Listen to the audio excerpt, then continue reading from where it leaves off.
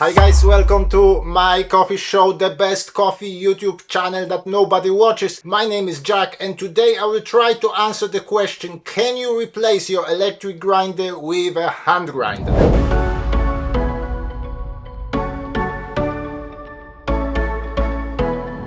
I will give you the answer up front. In my humble opinion, especially if you drink as much coffee as myself, especially if you think about espresso, the answer is no, you cannot. So, you may as well just click like, subscribe, leave the comment and off you go. But wait, there is a twist. What if I could use my hand grinder without actually hand grinding? Would it change my mind? You may ask, Jack, how are you going to do it? Well, I could use my magic.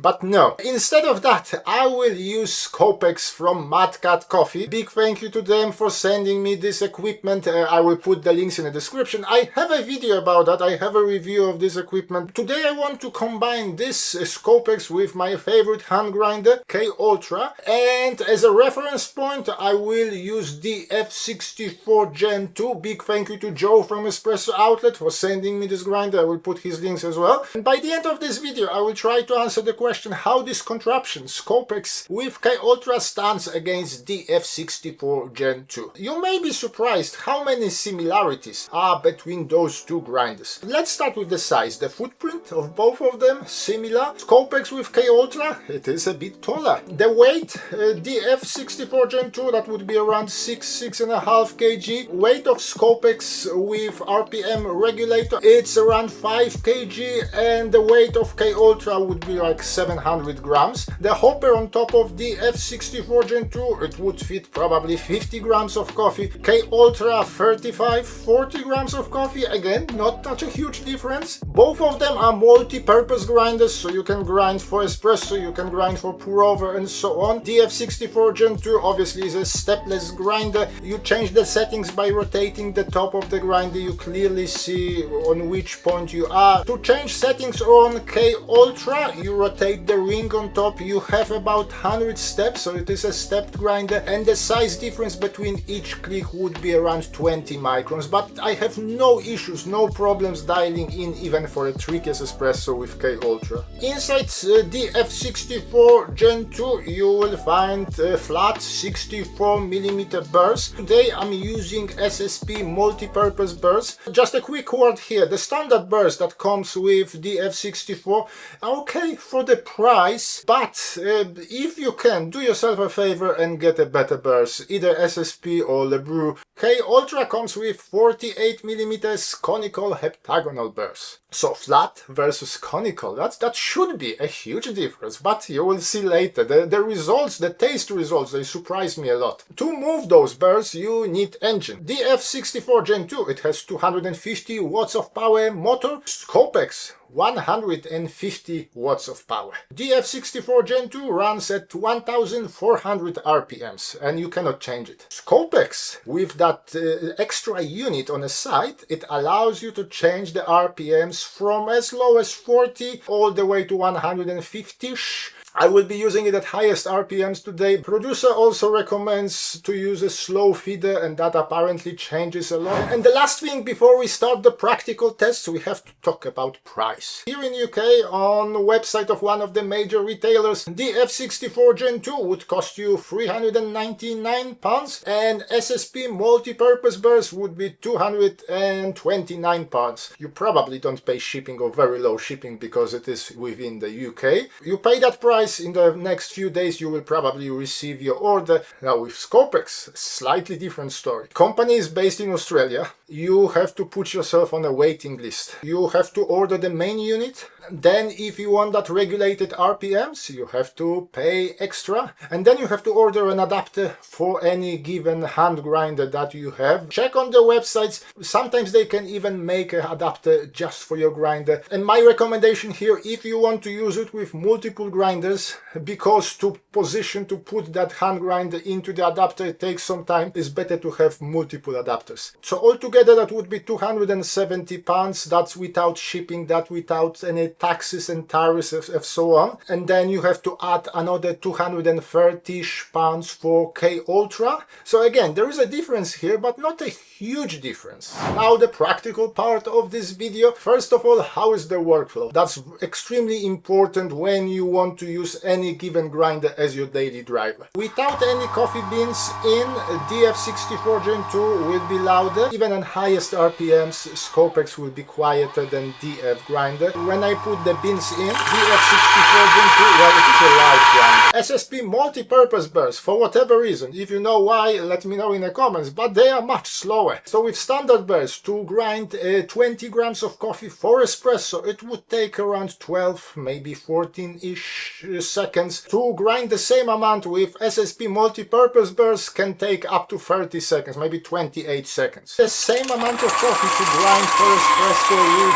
K Ultra and Skopex on highest RPM would take around 31-32 seconds. So if you think that you will save some time using electric grinder, well, think again. DF64 Gen 2, it has the blower on top. I know some people don't like to use the blower, I do, and that helps to keep the retention low. With Skopex, you have a knocker on the side, but because of the way you feed the beans into the grinder on the side, there is always a bean or two or three that get stuck between that feeder and the grinder. They won't get in, they will stay outside. What I like to do by the end of grinding, I just shake the grinder a bit. Overall retention is similar, but it's easier to manage on DF64 than on K Ultra with Skopex. The same with changing grind settings. On DF64 Gen 2, it's a breeze. You just rotate that ring on top. With that Skopex contraption, because of the way the adapter holds the grinder, first you have to unlock the grinder from the main body of Skopex. You have to push the adapter down, change the settings, push it up, lock it in. Then if you want to change the settings again, you have to repeat this process. So in terms of pure workflow, DF64 Gen 2 will be easier. Okay, so now taste test. We have to do taste test. We always do taste test on this channel. I know what you are saying. It's a very subjective, and I do agree, but I try in that subjectivity, I try to be very objective. We're going to start with espresso. I will try to dial them into the same time of extraction. I'm using my Wendoji Data S as an espresso machine today. I pulled many shots in my rehearsals. I will take you through all the differences. You might be surprised here. Often they were so good, both of them so good, that I couldn't choose which one I prefer. Here with those SSP multi-purpose bursts, you will expect a little bit more clarity. You can expect the notes to be a bit sharper.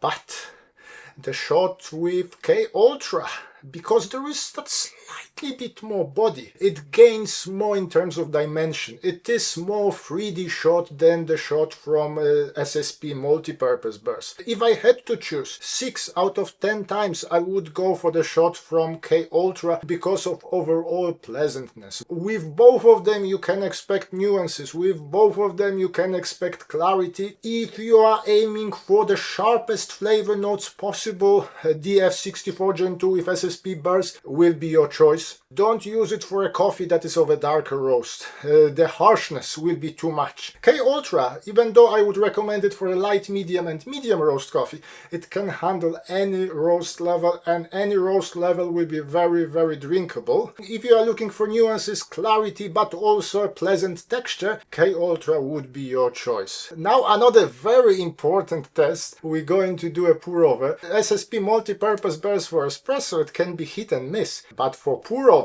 they should shine. Will they? Well, we will see. I lowered the RPMs for K Ultra, but the coffee bed, it looks a bit cleaner with the DF64 Gen 2 with SSP multi-purpose burst. I was very curious about this coffee. That's the coffee that went through ice fermentation, whatever it is, and they promise lots of orangey notes. In both of those cups I get oranges, I get fruity acidity. K Ultra, especially with pour over, especially with lighter roast coffee. It can enhance the acidic flavor notes. Don't take me wrong, I love acidity in my flavor notes, I love it. But at the same time I want a balance in my cup, and therefore I would still choose DF64 Gen 2 as my daily driver. It gives me the punch, it gives me acidity, it gives me a juiciness, it gives me a story in the coffee. But the difference is, those two grinders are not far apart, and that was another huge surprise to me.